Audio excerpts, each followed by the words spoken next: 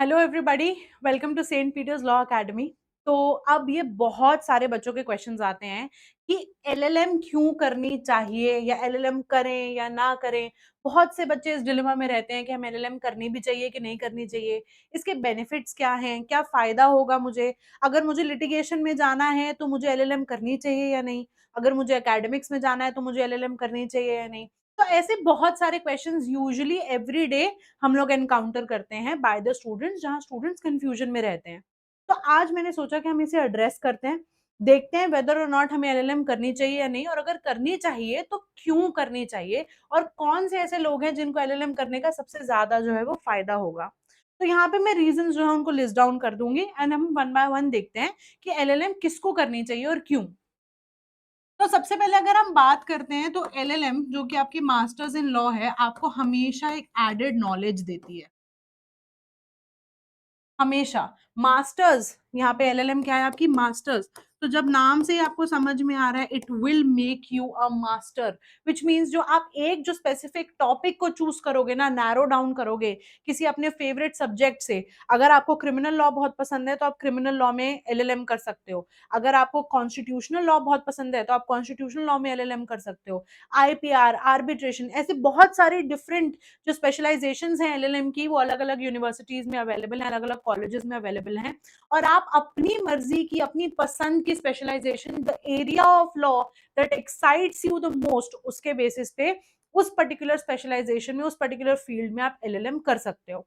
और उस फील्ड में भी मैं बिल्कुल नैरो डाउन करके अपनी जो रिसर्च है उसको कंडक्ट करूंगी किसी एक नैरो डाउन टॉपिक पे।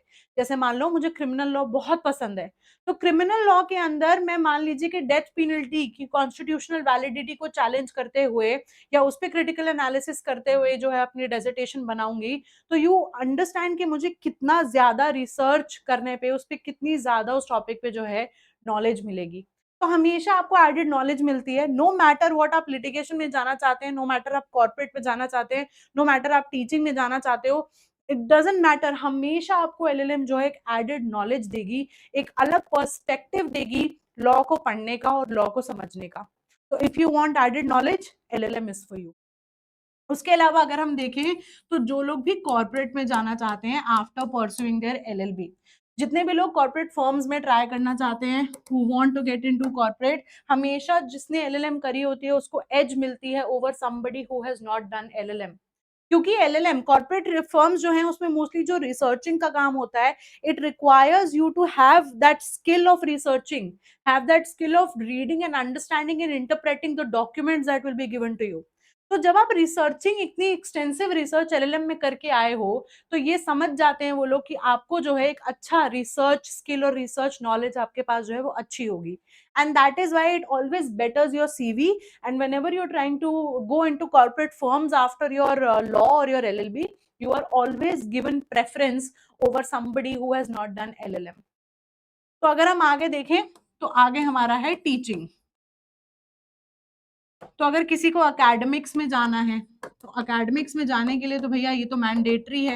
ये तो आज की डेट में शायद बहुत से लोगों को पता है कि मास्टर्स किसी भी सब्जेक्ट में, जिस भी फील्ड में आप पढ़ाना चाहते हैं, उस फील्ड में मास्टर्स होना मैंडेटरी है। मिनिमम एजुकेशनल क्वालिफिकेशन है masters in order to, if you want to get into academics और you want to get into teaching. तो दैट इज व्हाई यहाँ तो मास्टर्स हो गई mandatory. If you want to pursue your doctorate, अगर आपको doctorate pursue करनी है तो डॉक्टरेट परस्यू करने के लिए ऑब्वियसली आपके पास पहले जो है मास्टर्स होनी चाहिए, तभी आप डॉक्टरेट में जा पाएंगे। Undergrad, postgrad and doctorate. तो if you want to pursue doctorate in future, अगर आपका प्लान है पीएचडी करने का फ्यूचर में, तो आपको मास्टर्स कर लेनी चाहिए और बहुत जल्दी कर लेनी चाहिए, so that you can quickly get into your PhD. क्योंकि पीएचडी को भी करने में मिनिमम 3 साल और मैक्सिमम 7 साल का समय जो है आज की डेट में प्रेस्क्राइब्ड बाय यूजीसी लगता है। सो दैट इज वाई अपनी एलएलएम आप जितनी जल्दी खत्म करेंगे उतनी जल्दी पीएचडी की तरफ अपने कदम जो है वो बढ़ा पाएंगे। So that is why you should do LLM right away. उसके अलावा अगर सबसे बड़ा सवाल, मुझे लिटिगेशन में जाना है, तो क्या लिटिगेशन में जाने के लिए मास्टर्स जरूरी है? नहीं, लिटिगेशन में जाने के लिए मास्टर्स मैंडेटरी नहीं है। लेकिन अगर मैं आपको बताऊँ तो वो आपको हमेशा एक एडेड नॉलेज, अगर यहाँ पे आ जाएँ तो हमेशा आपको वो एक एडेड नॉलेज देगी, तो वो चीज़ आपको लिटिगेशन में भी जो है काम आएगी, वो आपको लिटिगेशन में भी जो है वो चीज़ हेल्प करेगी। अभी भी टाइम है, आप अपनी एलएलएम को जो है वो कर सकते हो। अब मैं इसलिए ये वीडियो मैं अभी इसलिए बना रही हूँ और यहाँ पे मैं अभी एलएलएम की इम्पोर्टेंस कि आपको करनी चाहिए नहीं, इस क्वेश्चन का आंसर देने के लिए मैं यहाँ पे इसलिए आई हूँ क्योंकि अभी भी टाइम है। जो आपके रिसेंट एग्जाम्स आपके जो आ रहे हैं, इन ऑर्डर कि आप जो है मास्टर्स कर पाए, जो आपके रिसेंट एग्जाम्स अभी आ रहे हैं वो है आपका क्लैट पीजी का एग्जाम और आपका एलेट पीजी का एग्जाम।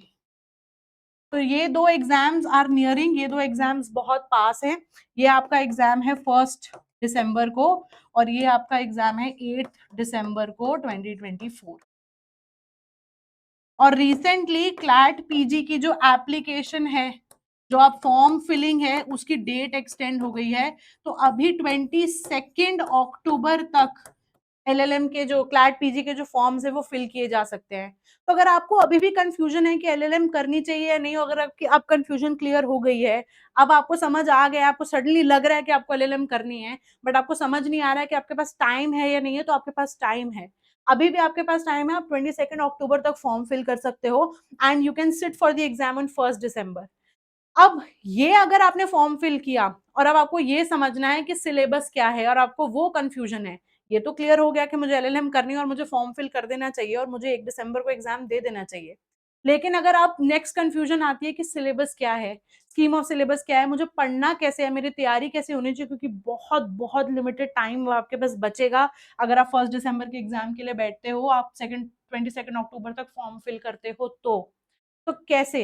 अब इसके लिए वी हैव अनदर वीडियो, उसका लिंक आपको डिस्क्रिप्शन में मिल जाएगा, जिसमें आप ये देख सकते हैं कि नेक्स्ट 30 डेज का जो आपका प्रेपरेशन है वो कैसा होना चाहिए, एग्जाम का पैटर्न क्या है, एग्जाम का सिलेबस क्या है, क्या जितना सिलेबस वेबसाइट पे मेंशन है उतना सिलेबस सफिशिएंट है पढ़ना या मुझे और पढ़ना चाहिए, मुझे क्या क्या पढ़ना चाहिए, कौन से सब्जेक्ट्स को कितना टाइम देना चाहिए, ये सारी की सारी डिस्क्रिप्शन बॉक्स में जो आपको लिंक दिया गया उस वीडियो में आपको मिल जाएगा। तो उस वीडियो को आप जाके देखो, जहाँ पे आप डिटेल में सिलेबस समझ पाओगे और किस सब्जेक्ट को कितना टाइम देना चाहिए और आपकी अगले 30 डेज की प्रेपरेशन कैसी होनी चाहिए, वो आपको उस वीडियो में मिल जाएगा। और जब आप उस प्रेपरेशन को कर रहे होगे और उस प्रेपरेशन से थोड़ा आगे बढ़ोगे विद इन दोज 30 डेज, तो we also have an extensive revision program for you. तो इन 30 डेज में आपको पढ़ना भी है और आपको अच्छे से रिवाइज भी करना है। तो इस रिविजन प्रोग्राम में we will give you the subject coverage of 10+ subject, जहाँ पे 10+ सब्जेक्ट्स को जो है अच्छे से डिटेल में हम रिवाइज करवाएंगे and you'll also have mock tests and you'll have live classes at a very very nominal charge।